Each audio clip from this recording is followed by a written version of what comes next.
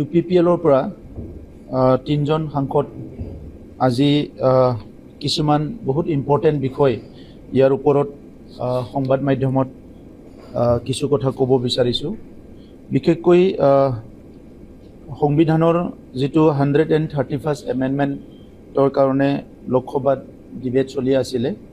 এইটো যোৱাকালি 2/3 মেজৰিটি নোপোৱাৰ কাৰণে এইটো পাছ নহ'ল। কিন্তু বিষয়টো খুব স্পৰ্শকাতৰ আৰু বিশেষকৈ আমাৰ উত্তৰ পূৰ্বাঞ্চল আৰু বড়োলেণ্ডৰ কাৰণে খুব ইম্পৰ্টেণ্ট। আৰু সেইকাৰণে আমি আমাৰ তৰফৰ পৰা আমি ভাৰত চৰকাৰক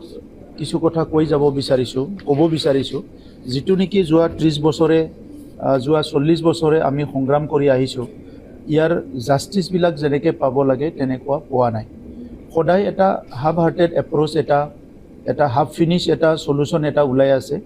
যিটোৰ কাৰণে উত্তৰ পূৰ্বাঞ্চলত কিছুমান এথনিক কমিউনিটিবিলাক ট্ৰাইবেলবিলাক টাইম এণ্ড এগেইন মুভমেণ্ট কৰিব লগা হৈছে,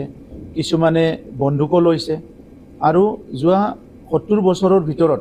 50 বছৰটো যদি চাবলৈ যায়, তাত প্ৰায় 50,000 উত্তৰ পূৰ্বাঞ্চলৰ পৰা লোক মৰিব লগা হৈছে। এতিয়া বিষয়টো হৈছে যে এই যে 50,000 লোক মৰিব লগা হ'ল ভাৰত স্বাধীনৰ পিছত, এইটো কিছুমান সাংবিধানিক যিটো আমাৰ ৰিড্ৰেছ আছিলে, সাংবিধানিক যিটো ব্যৱস্থা আছিলে,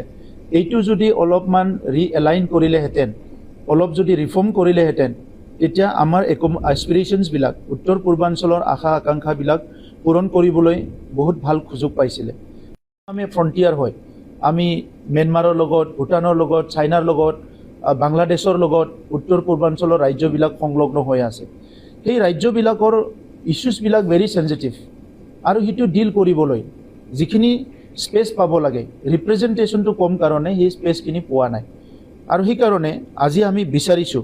যে উত্তৰ পূৰ্বাঞ্চলৰ চিটটো পপুলেশ্যনৰ বেচিছত নহয়, তাত ইথনিচিটি, তাত ৰিপ্ৰেজেণ্টেশ্যন আৰু ক্ষুদ্ৰ ক্ষুদ্ৰ জনগোষ্ঠীৰ ভইচটো নেশ্যনেল প্লেটফৰ্মত, নেশ্যনেল ফৰামত যাতে শুনাব পাৰে, নিজৰ গ্ৰিভেঞ্চেছবিলাক শুনাব পাৰে, সেইটো কথাটো মনত ৰাখি পেলাই নৰ্থ ইষ্টৰ ডিলিমিটেশ্যনটো হ'ব লাগে।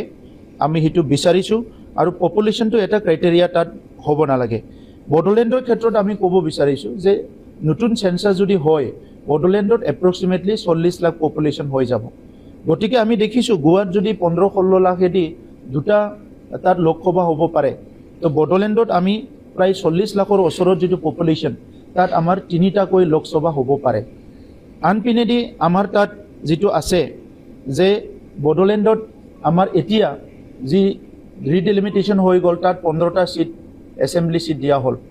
আমি বিচাৰিছোঁ সেইটো 15টা নহয় 30টা হ'ব লাগে, কাৰণ তাত অকল বড়ো নহয় 26টা জনগোষ্ঠী আছে। চবেই ৰিপ্ৰেজেণ্টেশ্যনটো পাব লাগিব, আৰু চবেই যদি ৰিপ্ৰেজেণ্টেশ্যনটো পাব লাগে, তাৰ চিটটো বাঢ়াব লাগিব। যোৱা ৰিডিলিমিটেশ্যনৰ ক্ষেত্ৰত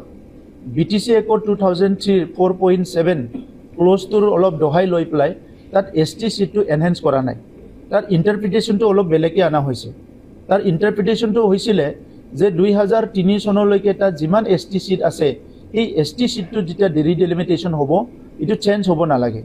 কিন্তু ইয়াৰ ইণ্টাৰপ্ৰিটেশ্যনটো বেলেগকৈ কৰা হ'ল যে এডভাৰ্চলি এফেক্টটো নন ট্ৰাইবেলত হ'ব বুলি এটা ইণ্টাৰপ্ৰিটেশ্যন কৰি পেলাই যিটো নেকি আমি পাব লাগে ST চিটটো বেলেগ অঞ্চলবিলাকত লৈ যোৱা হ'ল। এতিয়া এই ডিলিমিটেশ্যন যেতিয়া হ'বলৈ গৈ আছে, ইয়াত এটা ডাঙৰ সুযোগ আহিছে।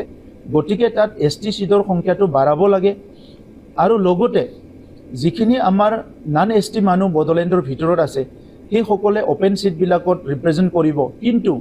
তাত এটা যিহেতু 332 আৰ্টিকেল মতে এইটো ST চিটটো বনোৱা হৈছে শ্বেডিউল ট্ৰাইবৰ, তাত বাহিৰৰ পৰা যিটো ৰিপ্ৰেজেণ্টেশ্যন বা বাহিৰৰ পৰা যাই পেলাই MLA যিটো খেলে, কণ্টেষ্ট কৰে, সেইটো বন্ধ হ'ব লাগে। যিটো আছে বড়োলেণ্ডত আমি এগেইন এটা কথা ক'ব বিচাৰিছোঁ যে যিটো BTR একৰ্ড হৈছিলে, এই BTR একৰ্ডৰ ক্ল'জ মতে তাত আমাৰ ভিলেজ ইনক্লুজনৰ কাম হৈ আছে। যিখিনি ভিলেজ ইনক্লুজনৰ কাম হৈ আছে, সেইটো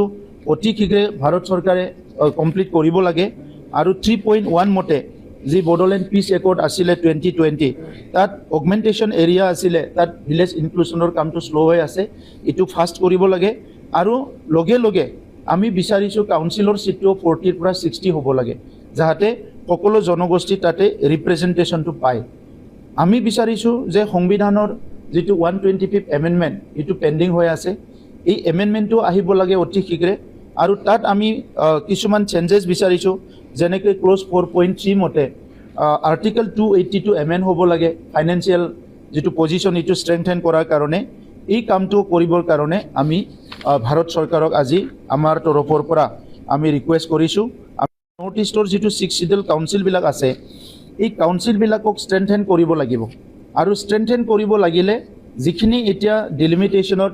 আৰ্টিকল 81 আৰ্টিকল 330 আৰু আৰ্টিকল 332 তাত মেনশ্যন কৰা হৈছে এই গোটেই প্ৰচেছটো কমপ্লিট কৰি 6 শিডিউল কাউন্সিলত যিখিনি আমাৰ চিট বাঢ়াব লাগে এইটো বঢ়াই পেলাই পলিটিকেল এছপিৰেশ্যনটো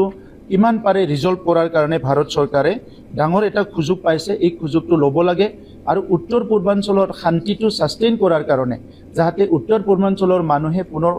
আন্দোলন কৰিব লগা নহয় উত্তৰ পূৰ্বাঞ্চলৰ পুনৰ সংগ্ৰাম কৰিব লগা নহয় আৰু এটা ডাঙৰ এটা সুযোগ পাইছে আফটাৰ 78 ইয়াৰ্ছ ইণ্ডিপেণ্ডেঞ্চৰ যে নৰ্থ ইষ্টৰ মানুহক জাষ্টিছ দিয়াৰ কাৰণে থ্ৰু দিছ ডিলিমিটেশ্যন প্ৰচেছ সেইকাৰণে ভাৰত চৰকাৰক নৰ্থ ইষ্টৰ ক্ষেত্ৰত বিশেষকৈ সবকো একাউণ্টত লৈ সবকো কনফিডেন্সত লৈ থ্ৰু কনচালটেশ্যন এই প্ৰক্ৰিয়াটো কমপ্লিট কৰিবলৈ আমি অনুৰোধ কৰিছোঁ নট অনলি পলিটিকেল এটা এজেণ্ডা লৈ পেলাই যাতে এইটো নকৰে এইটো আমি ৰিকুৱেষ্ট কৰিছোঁ আৰু ওমেন ৰিজাৰ্ভেশ্যনৰ ক্ষেত্ৰতো যিটো 33% ওমেন ৰিজাৰ্ভেশ্যন তাত আমি ক'ব বিচাৰিছোঁ যিহেতু তাত লোকসভা চিটৰ সংখ্যা যথেষ্ট কম সেইকাৰণে ওমেন ৰিজাৰ্ভেশ্যন বিলটো লাগু কৰাৰ লগে লগে তাত লোকসভাৰ চিটটো আৰু বঢ়াব লাগিব যাতে এটা চিট থাকিলে এই এটা চিটটো আমাৰ বহুত এটা ক্ৰাইচিছ হ'ব ৰিপ্ৰেজেণ্টেশ্যনৰ ক্ষেত্ৰত আৰু নৰ্থ ইষ্টৰ ওমেন আমাৰ ভাৰতৰ বাকী পাৰ্টৰ ওমেনৰ কথাটো মই নকওঁ এইটো উত্তৰ পূৰ্বাঞ্চলৰ ওমেন্সৰ এটা স্পেচিয়েল এটা ৰোল আছে যে পিচ বিল্ডিঙৰ ক্ষেত্ৰত হওক ইকনমিক ডেভেলপমেণ্ট হওক ছ'চিয়েল বেলেঞ্চত হওক কালচাৰেল প্ৰিজাৰ্ভেশ্যনত হওক গতিকে বহুতখিনি ৰোল লৈ আছে অনলি পলিটিকেল স্পেচটো নোপোৱাৰ কাৰণে আমাৰ নৰ্থ ইষ্টৰ যিখিনি উইমেন্স আছে তেখেতসকলে আজি নেশ্যনেল পলিচি মেকিং বডিত ভইচ দিব নোৱাৰাৰ কাৰণে আমাৰ কিছুমান প্ৰব্লেমবিলাক আজিলৈকে ছল্ভ হ'ব লাগিছিলে এইবিলাক ছল্ভ হোৱা নাই যিটো BTC একৰ্ড তাত লিখা আছে 2003ৰ পিছত অহা মানুহবিলাক তাৰ বনাফাইড চিটিজেন নহয় গতিকে 2003ৰ আগত যদি কোনোবা আছে সি থাকিব 2003 চনৰ পিছত আজি কোনোবা বেলেগ বাহিৰৰ মানুহ গৈ পেলাই BTC এৰিয়াত ইলেকশ্যন কণ্টেষ্ট কৰিছে যিটো নেকি 6 শিডিউল যিটো ডিমাণ্ড আছিলে তাত যে সেপাৰেট অটনমি লাগে সেপাৰেট মানে এটা এটেনশ্যন লাগে গভৰ্ণমেণ্টৰ তো এই গোটেই বিষয়টো ডাইলুট কৰি দিছে তো সেইকাৰণে যেহেতু ৰিপ্ৰেজেণ্টেশ্যনৰ অভাৱত বা গভৰ্ণমেণ্ট অফ ইণ্ডিয়াৰ কনষ্টিটিউচনেল যিটো ৰাইটছ এইটো এনচিয়ৰ কৰিবৰ কাৰণে এনজয় কৰিবৰ কাৰণে মুভমেণ্ট কৰি 8,000 মানুহ মৰি পেলাই বডোলেণ্ড ক্ৰিয়েট হৈছে আৰু তাত যদি এতিয়া কাৰোবাৰ পলিটিকেল ইণ্টাৰেষ্টৰ কাৰণে ইয়াৰ স্পিৰিটটো ডাইলুট কৰে that will be very unfortunate যিটো নেকি আমি বিচাৰোঁ যে এই ডিলিমিটেশ্যনত এইটো চেঞ্জ হ'ব লাগে আৰু সেইটো আহিব নালাগে পলিটিক্স আৰু বিউৰক্ৰেচিৰ মাজত টনা আজৰা হৈ পেলাই বহুত বিষয়বিলাক আজিলৈকে সমাধান হোৱা নাই আৰু সেইকাৰণে উত্তৰ পূৰ্বাঞ্চলত যিখিনি আমি 6 শিডিউল পাবলৈ সক্ষম হৈছোঁ যিসকলে ষ্টেটহুড বিচাৰিছিলে ফাৰ্ষ্ট ষ্টেট ৰিঅৰ্গেনাইজেশ্যন কমিশ্যন 1956ত আহিল তাত কিছু লেংগুৱেষ্টিক বেচিছত ভাৰতৰ সমস্যাবিলাক সমাধান কৰিলে পৰৱৰ্তী সময়ত আণ্ডাৰ পলিটিকেল কম্পালচন নতুন ৰাজ্যবিলাক গঠন হ'ল উত্তৰ পূৰ্বাঞ্চলত অটনমিবিলাক 6 শিডিউল কাউন্সিল অটনমাছ কাউন্সিলবিলাক গঠন হ'ল কিন্তু উত্তৰ পূৰ্বাঞ্চলৰ যিহেতু জনগাঁথনিটো ভাৰতৰ অইন পাৰ্টৰ লগত নিমিলে তাত আমাৰ ট্ৰাইবেল বা ইণ্ডিজিনাছ মানুহবিলাকৰ জনসংখ্যা যথেষ্ট কম সেইসকলে স্বাধীনতাৰ পৰা এতিয়ালৈকে বহুত জনগোষ্ঠীয়ে ৰিপ্ৰেজেণ্টেশ্যন পোৱা নাই 200তকৈ অধিক আমাৰ জনগোষ্ঠী আছে যি জনগোষ্ঠীবিলাক এতিয়ালৈকে ৰিপ্ৰেজেণ্টেশ্যন পোৱা নাই তো সেইকাৰণে যিটো দীঘলীয়া এটা ভুল হৈ গ'ল এই ভুলটো কাৰেকশ্যন কৰাৰ কাৰণে এই ডেলিমিটেশ্যনৰ থ্ৰুৱেদি বা যিটো নেকি কনষ্টিটুৱেঞ্চি ৰিড্ৰয়িং কৰিব বিচাৰিছে ইয়াৰ দ্বাৰা এটা ভাল ডাঙৰ এটা সুযোগ পাইছে যদি এটা হলিষ্টিক এপ্ৰ'চ লোৱা যায় উইথ উইজডম আৰু কম্পেশ্যন যদি কামটো কৰা যায় প্ৰচেছটো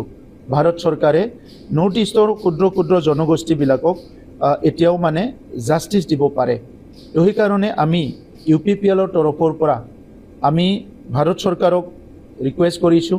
আমাৰ তৰফৰ পৰা আমি আৰ্জ কৰিছোঁ যে ডেলিমিটেশ্যন হোৱাত যিটো হিষ্ট্ৰিকেলি ভুল হৈছে আণ্ডাৰ ৰিপ্ৰেজেণ্টেশ্যন নৰ্থ ইষ্টে পাইছে কোনোবা ৰাজ্যত এজনে লোকসভাত আছে ক'তবা দুজন আছে কিন্তু এই অঞ্চলবিলাক পাহাৰীয়া অঞ্চল হয় টেৰাইন হয় বহুত ডিফিকাল্ট ৰিজন হয় তাত বহুতে যেনেকৈ লাগে তেনেকুৱা কামবিলাক কৰিব পৰা নাই